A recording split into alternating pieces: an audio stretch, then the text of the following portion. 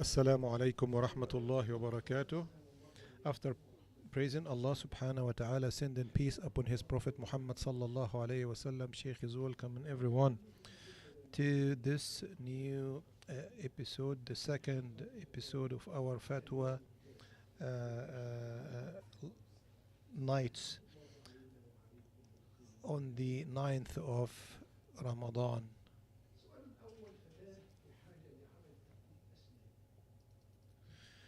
The first question is: a girl is in need of doing whatever called orthodontics, but they cannot withdraw or draw the water and the saliva for sometimes till the summer, and she always needs to drink water. Can she not fast? As Sheikh has remind us, so the medical procedure decision should be made by a physician or a dentist. So if there is a rukhsa or a permission to not fast, that is only done by the dentist.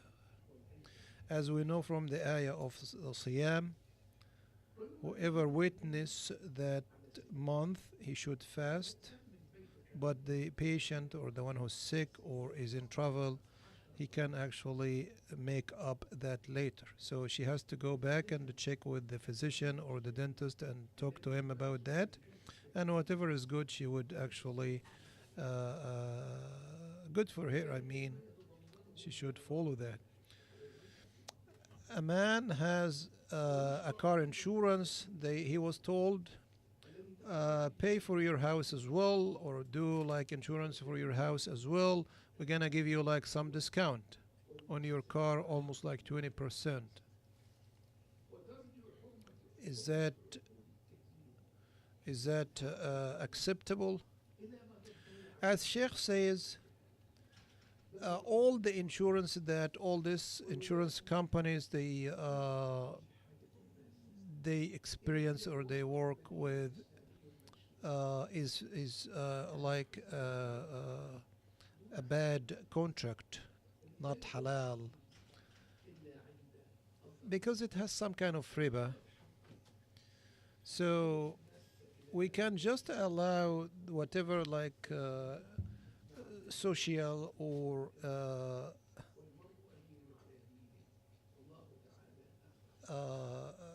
like Islamic insurance or social insurance.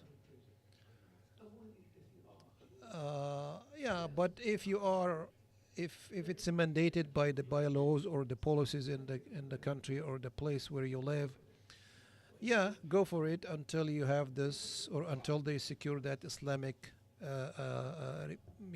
option that we are seeking. Somebody, number 3 question today, a man give, like a businessman, somebody to, use it or to do business or invest it for him. The businessman said, I have too much money, I cannot actually tell how much is your profit, but I will give you like $1,000 every month. Is that type of treatment or process or operation halal or haram? As Sheikh says, mudaraba is to pay money to some businessman who can do investment, and then he will give you like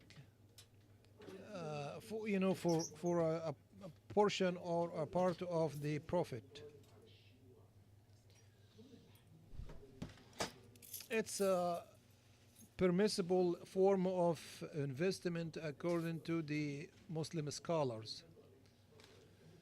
But it has to be known. I mean, the portion that he's gonna be paid for doing that business or that investment to you has to be known, the amount of money that he's gonna take. So you have to agree on that. You have to have like a mechanism or a way to do that. So it cannot be like a percentage. It cannot be like a part of that money to be subtracted or cut from the main or the principal amount of money. We cannot actually set a condition to, for example, take like a percentage of that money. For example, I can put a condition like I pay you that money if you make me that amount of money. For example, I give you like 20% if you make me a profit of such amount of dollars. You cannot do that. So the question is about a certain form, and in our in my opinion, this it's not a good form of investment agreement. If they would like to continue with that type of relationship, they have to agree on a certain mechanism as we explained earlier.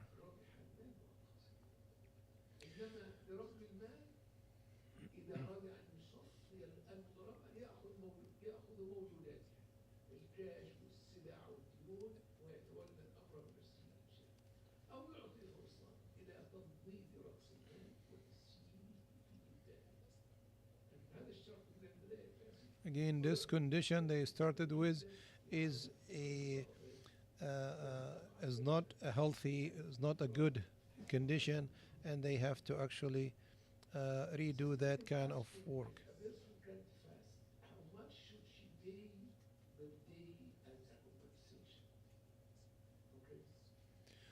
Question is about a lady sending in a question. Somebody cannot fast. How much should she pay every day as a compensation, like the fidya?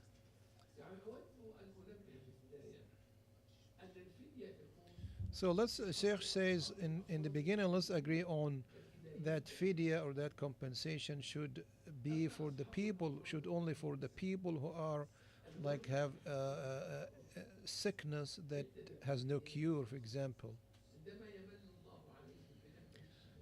But the people they have like temporary sickness or illness, so they have to re fast or fast again or make up that fast or that day they couldn't fast. When Allah subhanahu wa ta'ala blesses them with shifa.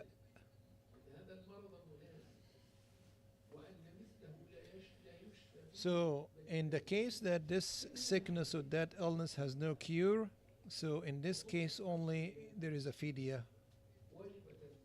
And that could be, the decision could be actually made by a physician. Like who could say, like for example, this guy cannot fast because of such and such and such. So she can actually follow that opinion, not fasting, but she has to pay. She cannot make up that fasting because of that medical case, and then she can feed every day a miskin, a needy person, and the food could be like among the average food that they always eat. And Sheikh says it's like if you want to put like a certain amount of dollars, it could be like between like $10 to $20 a day. That's according to what we follow in this city, like a good meal.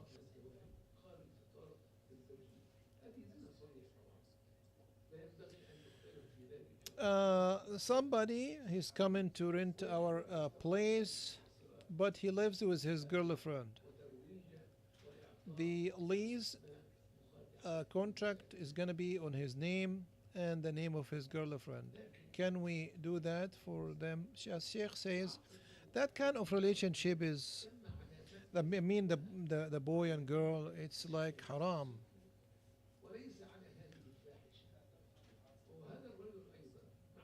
But it's jaiz. So we know that he's not Muslim. He has a girlfriend. That's like zina. We know that he's not Muslim. He might eat pork. He might drink wine. He might do anything. It's haram. But again, that's on his account, not your account as owner or landlord of that unit. So you are renting him the place just to house. Whatever else he does, it's again on him, not on you. As Allah subhanahu wa ta'ala, you are account.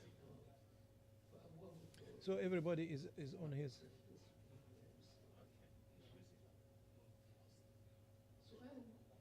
So you are accountable only for what you do on your own. A question about accepting Islam with a bad condition or a condition that is not actually so. So, for example, a lady said, "I would like to be a Muslim. I would like to accept Islam, but I cannot stay away from my husband who is not Muslim." For example, I don't want to wear hijab.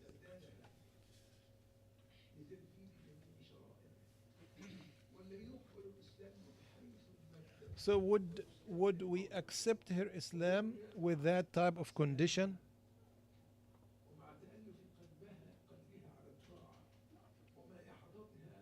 And then we could just like absorb her, like gra- uh, uh, like grab her into our community.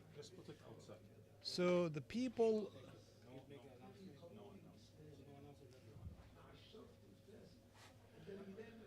So most of the scholars said yes, we can accept that form, but without having like a condition that is not actually doesn't make sense. For example, somebody would come and say, "Hey, I want to accept Islam such that I would worship your Lord or Allah one day, and then the next day I worship Isa or I worship Buddha."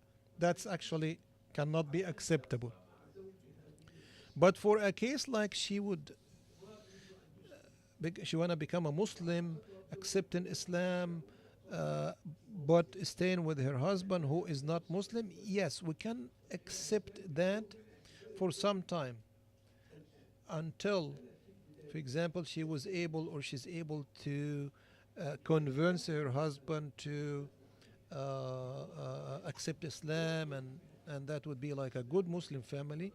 Otherwise, maybe like after a few months, she would come and say, "Hey, I couldn't actually get him accept Islam, and in this case, I would actually distance from him." So it's better for her to,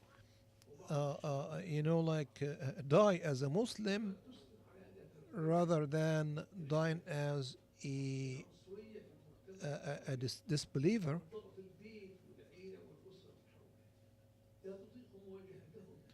So, for example, she also could say, for example, "I want to become a Muslim, but I don't want to wear hijab because I cannot withstand, for example, or handle that my family would see me and they would be like rough and tough and hard on me in that situation."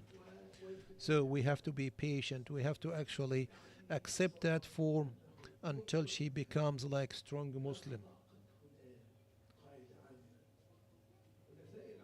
So, she's a newcomer to Islam. She's a new, for example, repenter. So we try to be kind to them, try to be good to them. So whatever they can actually afford, yes, we can work with them on a little bit by a little bit. Don't be rushed, don't be hard, don't be rough to them.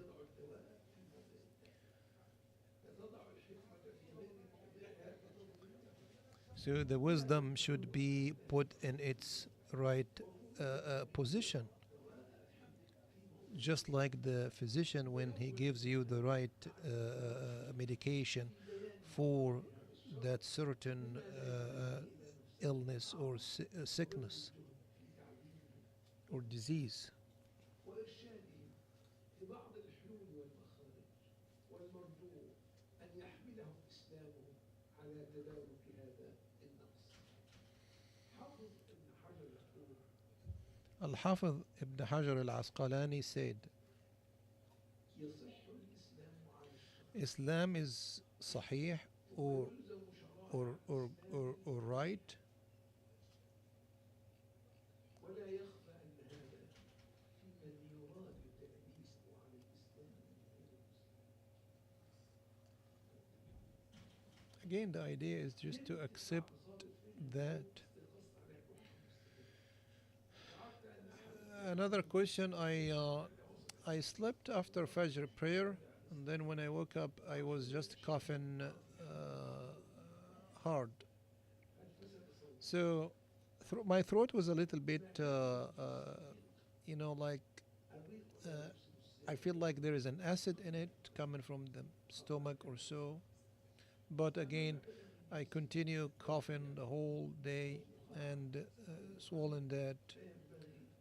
Uh, I feel like some of the food went back. Is my fasting is right or good or bad? Well, if you feel like there is some food in you cannot actually swallow that. Do not make it intentionally. But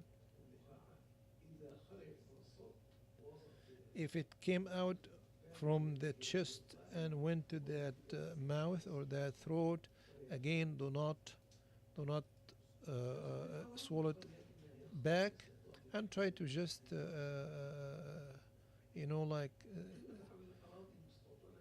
wash your mouth and so on. But if intentionally that went back to the stomach, I hope that inshallah your fasting is okay.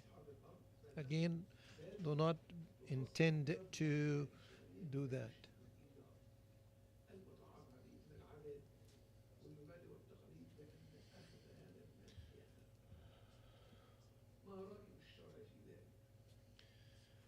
It's a question about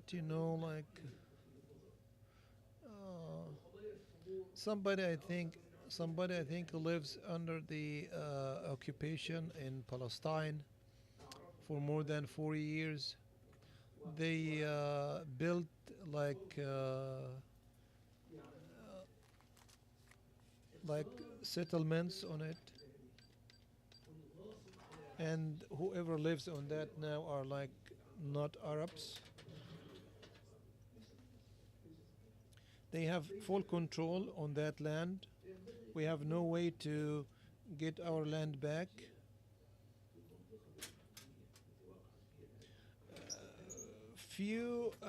Some time ago, the occupation informed us that the people or the people who used to own this land, they will get some money every month like rent.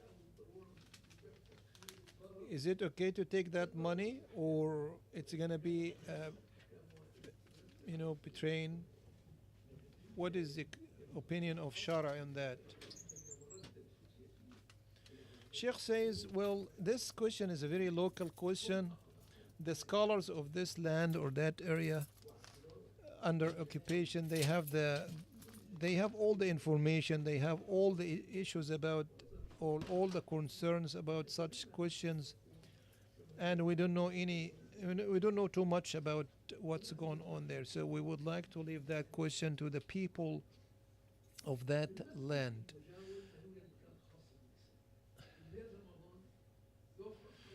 In our masjid, there's a question. Our masjid, there is no place. There is no place for women. In the beginning of Ramadan,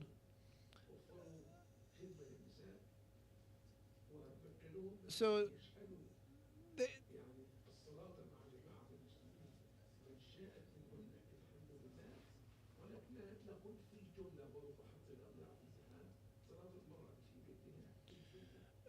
then they were asking for a place to pray.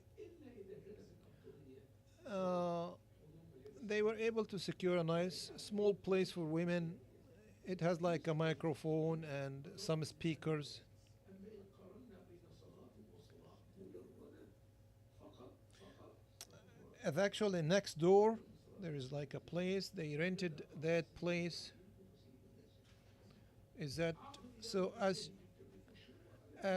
Sheikh says, well, we always say that the prayer or the salat of women are better in their homes, their houses, over the masjid. But if they have secured that place, they can do that. If you rent out a place for or a car, for example, for ownership later. Yes, Sheikh said that's halal. If you just follow, we have an article published on the amja.org. تجاوز إن الله تجاوز عن حديث النفس ما لم تعمل أو تتكلم إن الله ينظر إلى قلوبنا كيف لا نستحي أن يخلق أفكار كفرية ومعاصي There's a question about talking to yourself. For example, as long I mean like the bad talking, as long as you do not do, as long as you do not do. Sometimes like we got like disbelieving ideas or thoughts or sense or imagining or cursing somebody or so. So Sheikh says these thoughts are coming to you. You're never gone to them. So do not actually have like a flow. When you got this kind of thoughts, just try to stay or distance yourself from that. Cut yourself from just thinking of that. Stay away from it. Push them away from you. As Sheikh says, the time has hit us, and the rest of the questions that we still have, we're gonna start with them next time. We ask Allah subhanahu wa ta'ala to protect all of you. Wassalamu alaikum wa rahmatullahi wa barakatuh.